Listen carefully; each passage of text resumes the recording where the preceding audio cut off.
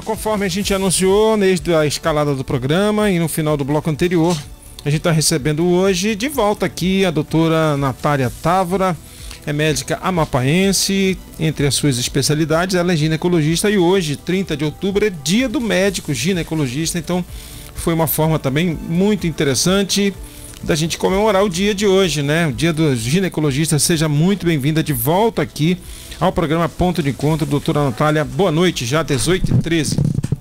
Boa noite, Kleber. Muito obrigada pela oportunidade. Hoje, dia 30, data de ouro, dia do gineco-obstetra e fechamento do nosso Outubro Rosa, né? Ah, é? Vocês, no jargão lá do dia a dia, chamam gineco. Isso. Gineco é o ginecologista. Eu tinha perguntado isso fora do ar, eu achei interessante, vou pedir que a senhora novamente comente. Foi a sua primeira opção ser ginecologista? Pior que não. A vida escolheu essa opção. Na verdade, desde criança, vou ser pediatra. Entrei na faculdade querendo ser pediatra, fiz tudo para isso. Fiz liga, publicação, congresso. E na faculdade meu top 1 era pediatria, meu top 2 era ginecologia e obstetrícia. Mas eu desmaiava nas cirurgias, eu não tinha te contado. Aí eu falei, bom, já que eu desmaio, vai ser pediatria mesmo.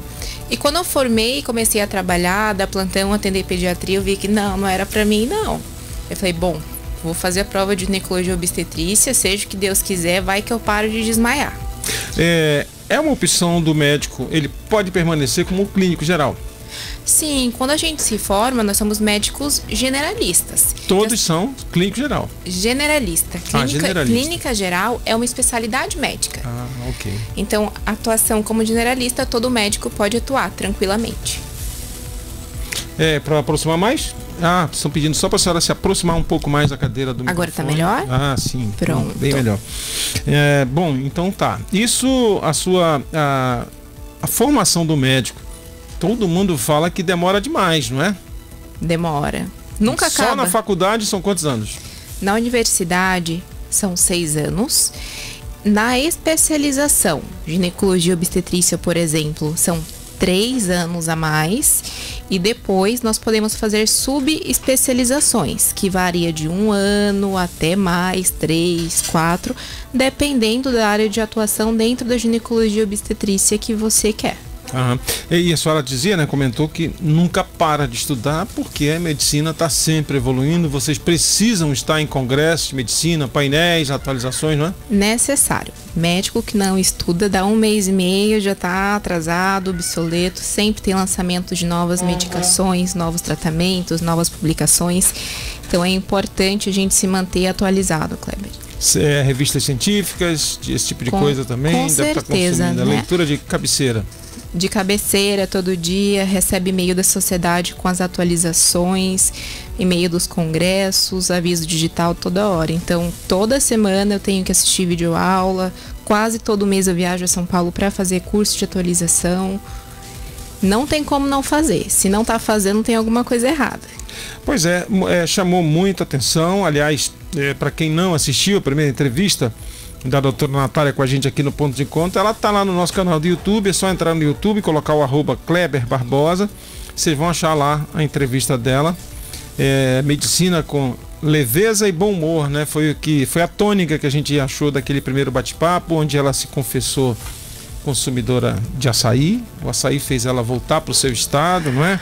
Entre outras coisas que ela entrou na nossa vibe aqui, da segunda-feira a gente dedicar a falar de saúde aqui no rádio, porque é um dia emblemático mesmo também, né? Aí a senhora até disse, assim como tem gente que promete na segunda-feira vai voltar para a academia, tem muitas mulheres que prometem na segunda-feira fazer o preventivo. Nós estamos fechando Outubro Rosa e serviu para... Vocês falaram muito, né? Palestraram, né? Falaram a respeito da necessidade de prevenção. O preventivo é o começo de tudo.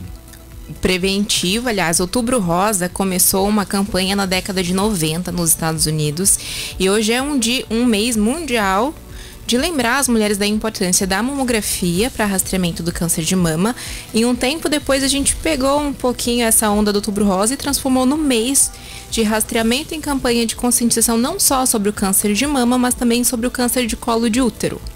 Então é o mês da mamografia e do PCCU, né, o famoso preventivo.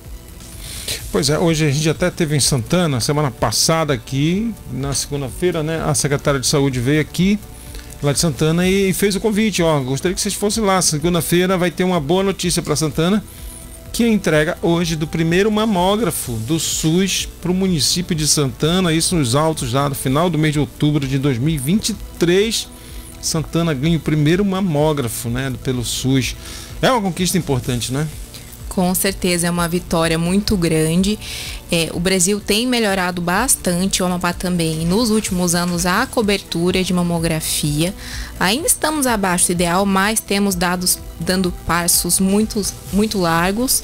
Nós temos conseguido diagnosticar cada vez mais mulheres com doença precoce, tratado e conseguido vencer essa batalha com o câncer. Então, cada mamógrafo que entra no SUS ou na rede privada é uma comemoração. Essa questão, claro, o autoexame, vocês sempre seguem recomendando o autoexame das mamas, mas no dia a dia ali de uma unidade básica de saúde, e o exame das mamas, a prevenção do câncer de mama, é um procedimento do ginecologista, do médico generalista que você falou?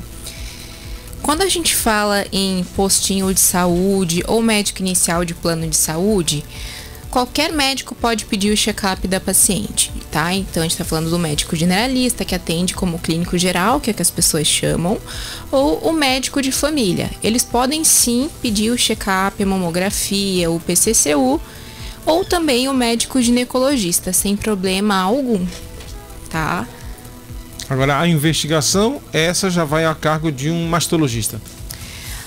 Se tiver alteração, tem que encaminhar para o mastologista conduzir o caso.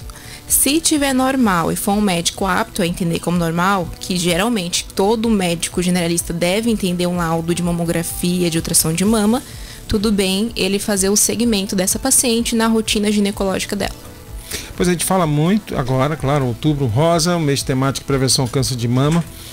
Também, senhora, vamos só relembrar, estava muito preocupada também com o câncer de colo do útero, que tem uma incidência importante em nossa região. Sim. O que acontece? São dois tipos de câncer que têm uma prevalência alta em mulheres. As mulheres se apegam muito à ideia de que câncer necessariamente é familiar, e isso é um erro. Câncer de mama tem uma incidência alta. 1 em 10 mulheres vai ter câncer de mama, e de todos os casos, 10% no máximo é familiar e 90% são cânceres esporádicos. São muito mais comuns em mulheres acima dos 40 anos. Então, dos 40 aos 74 anos, é interessante que a mulher faça a mamografia anual. Bateu os 74 anos, se é uma senhora que tem uma boa saúde, uma boa sobrevida, ela pode ou não manter esse segmento mamográfico. O preventivo, dos 25 aos 64 pelo Ministério da Saúde. Na rede privada, geralmente inicia-se 1 ano após o início de vida sexual. Agora, o exame, a qualquer alteração, né, que possa ensejar o câncer do colo do útero, ele é melhor, mais fácil detectado do que o de câncer da mama, né? São formas diferentes de rastreio e diagnóstico. Você estava falando do exame de toque das mamas, por exemplo. Teve uns anos atrás que o Ministério da Saúde até parou de recomendar por causa que estava dando um problema. A mulherada fazia o exame do toque, não sentia nada e falava, tá tudo bem, não vou fazer mamografia. O problema é que para você sentir um nódulo, ele já está grande. E a ideia do exame de imagem com mamografia é rastrear nódulos bem pequenos que você não sentiria na palpação. Então, mesmo com o exame do toque de mamas normal, continua sendo obrigatório a realização da mamografia a partir dos 40 anos. Muito bem, deixa eu só atualizar aqui a nossa audiência, quem está com a gente na live, no Facebook Jornalista Kleber Barbosa, no Facebook Diário do Amapá, no Facebook Diário FM Macapá. Você pode entrar nos comentários agora da nossa live e fazer perguntas. A gente está conversando aqui com a médica Natália Távora. Ela é ginecologista, é da Seco Jung Clínicas Integradas, parceira da gente aqui toda segunda-feira. E está aqui tirando dúvidas, estão fechando a programação do Outubro Rosa. E hoje, coincidentemente, dia do médico ginecologista. Faça a pergunta também pelo WhatsApp 991570022. 91570022. A recomendação do exame anualmente é a partir dos 40 anos. a partir dos 40 anos. Até os 74, o Ministério da Saúde coloca a partir dos 50. Mas na prática, a Sociedade de Mastologia e a Federação dos Ginecologistas coloca aos 40, 10 anos antes, porque 20% das pacientes diagnosticadas estão na faixa dos 40 aos 50 anos. Muito bem. Antes disso, não há relato, não tem problema, mulheres de 30, de 20 com problema de câncer de mama. Fazer exame de imagem abaixo dos 40 geralmente é quando o paciente tem uma queixa específica. Existem sim mulheres com câncer de mama abaixo dos 40, mas uma porcentagem muito pequena dos casos, e geralmente são pacientes que sim têm alguma mutação genética. Tá? Então, assim, começar precocemente, antes do 40, ou quando tiver sintoma, quando tiver uma história familiar muito proeminente, quando tiver uma mutação genética conhecida na família, aí sim o rastreamento de perto. Fora isso, população geral, a partir dos 40. Muito bem. Segundo a Sociedade Brasileira de Ginecologia, a senhora tem quantos colegas no Amapá? Vocês são quantos ginecologistas? A senhora tem essa informação? Não faço a mínima ideia, agora você me pegou. Mas tem aqui uma representação da sociedade, ou vocês dialogam sempre com a entidade nacional? É a entidade nacional, é a FEBRASGO, a Federação Brasileira das Associações de Ginecologia. No Amapá, a nossa associação se chama AGOAP.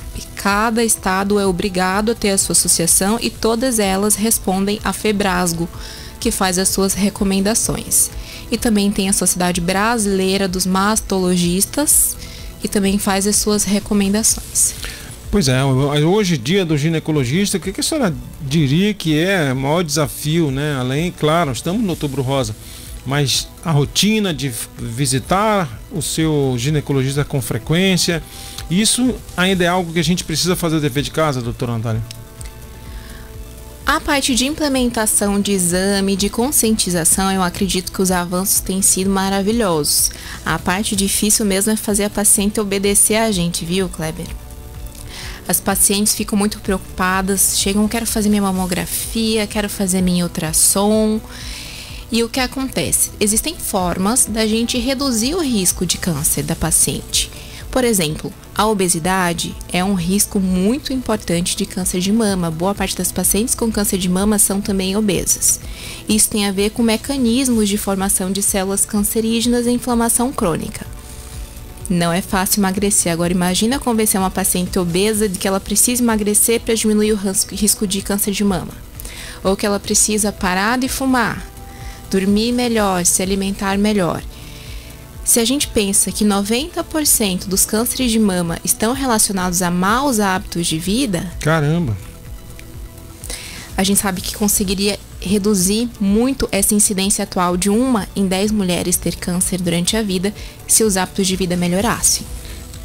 1 em cada 10 mulheres. 1 em 10 mulheres. É um câncer muito prevalente. As mulheres têm mania de achar que necessariamente vão ter câncer de mama porque a bisavó teve ou uma tia teve. E na verdade, a maioria delas não tem nenhuma alteração genética que predispõe ela a ter câncer de mama.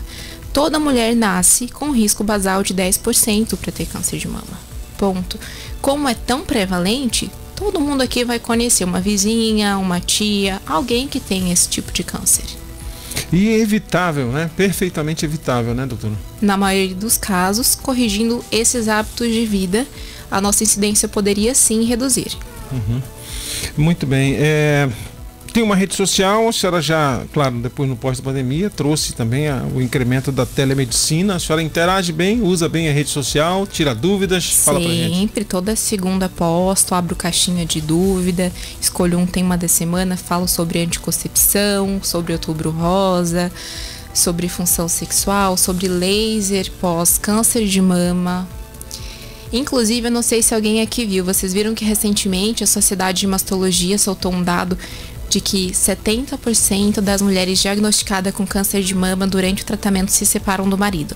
Na verdade, o marido se separa delas. Você viu essa notícia? Eu vi a repercussão disso, né? Que foi um outro recorte, né? Dramático também, né? Não deixa de ser vamos lá, preconceito, discriminação, não sei, falta de amor. É uma situação complicada, hein? É uma situação complicada para todos os lados. Quando a gente fala câncer, a gente pensa numa coisa negativa, numa doença séria. A gente já pensa em tumor, cirurgia, químio, rádio. E muitas vezes a gente não reflete sobre o impacto do diagnóstico do tratamento na mulher como pessoa.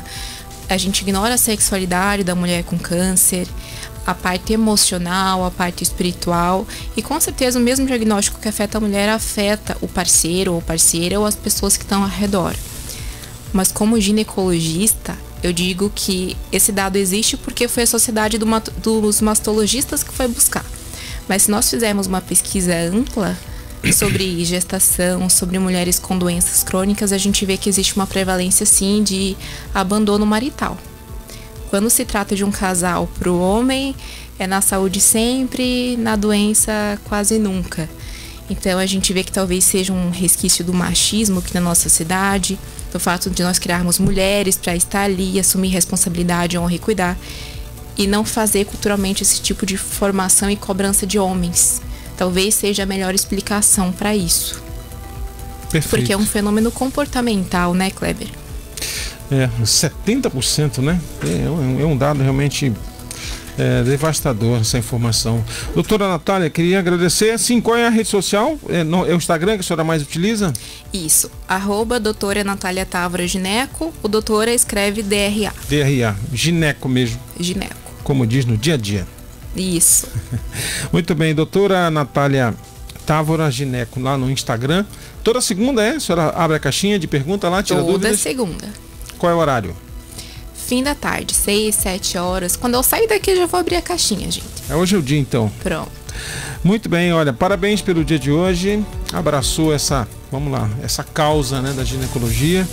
É uma das destacadas médicas, especialistas que atende lá na Seco Jung Clínicas Integradas. A senhora está lá todo dia? Não, quais são os dias? Segundas, quartas e sábados. E dia de sábado é o dia que eu faço mais procedimentos de regeneração íntima, fotona íntimo, para mulheres pós-quimioterapia e bloqueio hormonal por câncer de mama. Na outra entrevista que a senhora deu, a senhora explicou um pouco de uma outra especialidade sua, que são, como é que chama? Do baixo útero? Patologias do trato genital inferior. Do trato genital inferior, que ela falou. E, inclusive, se você quiser, pode assistir esse conteúdo lá no nosso canal, @Kleber Barbosa no YouTube. Você vai achar esse bate-papo esclarecedor também com a doutora Natália. Obrigado mesmo, agradeço aí a assessoria lá da Seco Jung e a gentileza de ter enviado a senhora num dia tão especial hoje, 30 de outubro, dia do médico ginecologista. Obrigado, parabéns. Muito obrigada, Kleber. Até a próxima. Até a próxima. Volte sempre.